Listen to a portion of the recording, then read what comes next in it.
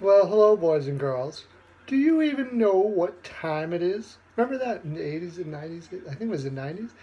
You don't even know what time it is. I used to love that saying. Now, if you say it, though, people look at you like, well, either you're really old, which I guess I am, or just have no idea what you're talking about. Some people actually give me the time. They actually tell me the time when I say that. Do you even know what time it is?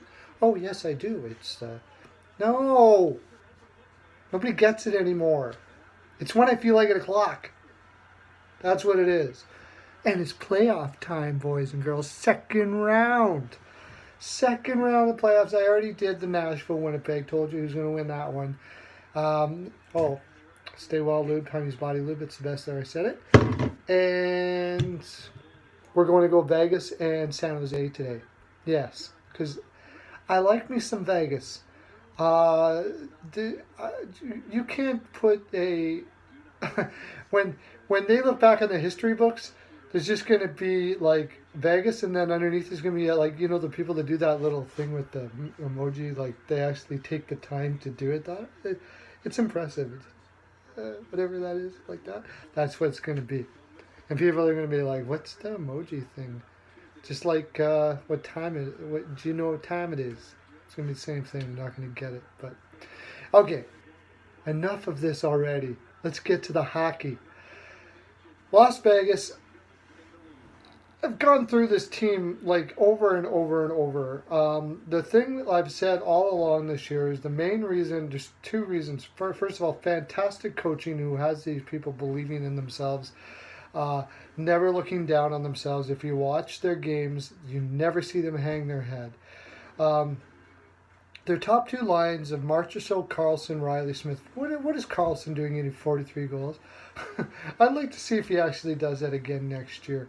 But Marchessault, Carlson, and Riley Smith is a really good first line, as it turns out. And Alex Tuck, Holla, and James Neal is a really good second line, as it turns out. But I don't think that's the reason why they're winning all their games.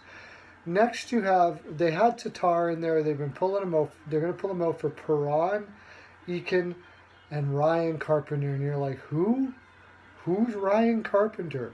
Ryan Carpenter is a guy that kind of beat around the league, and just like Vegas does, they bring him in, put him in the best position he possibly can, work on his game a bit, and he turns into a fantastic third line. Cody Eakin already was an underrated third-line player in Dallas. I was saying when they picked that, I thought that was a fantastic pick. But Perron on your third line, I mean, that is reserved for teams like the Winnipeg Jets to have that kind of talent on your third line. Fantastic third line. And William Carrier, Pierre-Edouard Bellemare, and Thomas Nosek. Again, a lot of you especially are going who for Thomas Nosek, maybe not with Bellemare or maybe not with William Carrier. Nosek was very highly touted by Detroit. They brought him up. They really did not want to let him go. So much so that I think they made a deal to get a couple extra picks the next time they made a trade. Which trade was that? The Tatar trade. I don't think you normally give a first, second, and third for Tatar, a $5 million Tatar. But I think they kind of wrestled Nosek away from them for a good reason. This is a fantastic fourth line. I cannot give, I can't give enough adjectives to say. There's no better fourth line in the league. Let's put it that way. And the real reason why they've been winning is because of those two things. You have a fantastic third and fourth line that can play against just about anybody out there. And that is huge in a cap world. And they've shown it. They've had serious success. On defense, you got Brady McNabb, Nate Schmidt, Shea Theodore, Derek England, John Merrill, and Colin Miller. You look on this on paper from last year, John Merrill, on a very smart New Jersey franchise, was not playing last year in New Jersey. Now he's coming up and getting regular shifts and not looking bad. Here's the thing about Vegas is they don't look bad.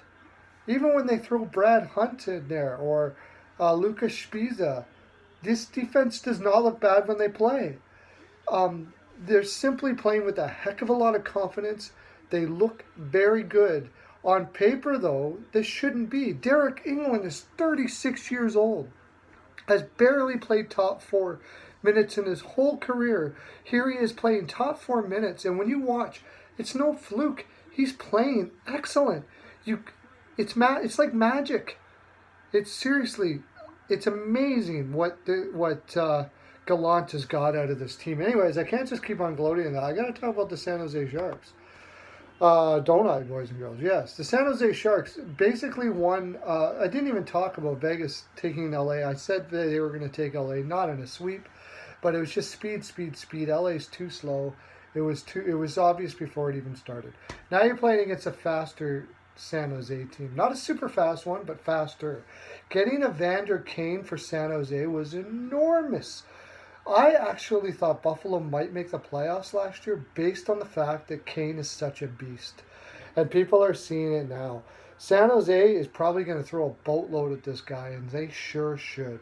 Kane, Pavelski, and Donskoy, that is a better first line than Vegas. Flat out, simple as that. They have them on their first line. Hurdle, Kocher, and Bodker is probably equal to their second line. Not much less than their first. But then you get down to Tino Meier, great. Shouldn't even be in a third line, honestly. I'd put Hurdle here, to tell you the honest truth. He's better for the role as far as I'm concerned at this stage of his career. But Meier, Tierney, and LeBanc is simply not good enough to go up against Vegas third. Melker Karlsson, Eric Fair, and Marcus Sorensen. Marcus Sorensen always had some offensive flair. They're playing him up and down the lineup. Good little player. Good player. But Eric Fair, good guy to have in the room and all of that stuff. And Eric Karlsson, fourth liners, no doubt about it. But they're not going to compete with Bellemare. I got to go back. Bellemare, why did I forget? Noshik and Carrier. I didn't even talk much about Carrier. Carrier is just a good young, fast player. Super fast. And that's what Vegas has, is a whole crap load of speed. Martin and Burns, Edward Vlasic and Justin Braun, Brendan Dillon and Dylan DeMello, on paper are a better defense, for sure. This is going to be difficult for Vegas to be able to keep these guys down like they did in LA. A lot more maneuverability, a lot more offensive players as far as from every. Paul Martin is a very underrated player, even at this age. Even at his age now, still a great skater. See, Burns, great skater. Vlasic is a good skater. This is where it could get difficult for Vegas. They're going to have if San Jose starts rushing their players and playing a type of box you in type game where you move the puck quickly and box in the offensive zone, this could get Vegas trouble. And Martin Jones is every bit as good as Gibson was or Quick, I should say, was for LA, I believe, or maybe a notch below. Tough series to choose, honestly. I've been going back and forth on this. Do I keep the Vegas train, or San Jose's got San Jose is the sneaky team. It's a very sneaky team. DeBoer is a very sneaky good coach. They have sneaky good players all the way through. Jonas Donskoy, Thomas Hurdle, Timo Meier. They're all sneaky good. When I say that, they just pop up and they play a solid all-around game. I'm going to take...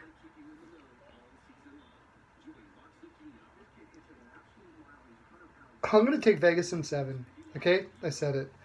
But I'm really not sure. This is a coin flip. This is going to be really tough. I really want to say San Jose here. It's hard to say. That's my full 42%, boys and girls. It's almost been 10 minutes for this. Hit the subscribe and the bell. Get yourself a My NHL Pearls of Wisdom necklace and a vat of the honeys the Jaime's Potty Loop. Signed by me, helicopter to your door. Have a great day. Lots of love to ya.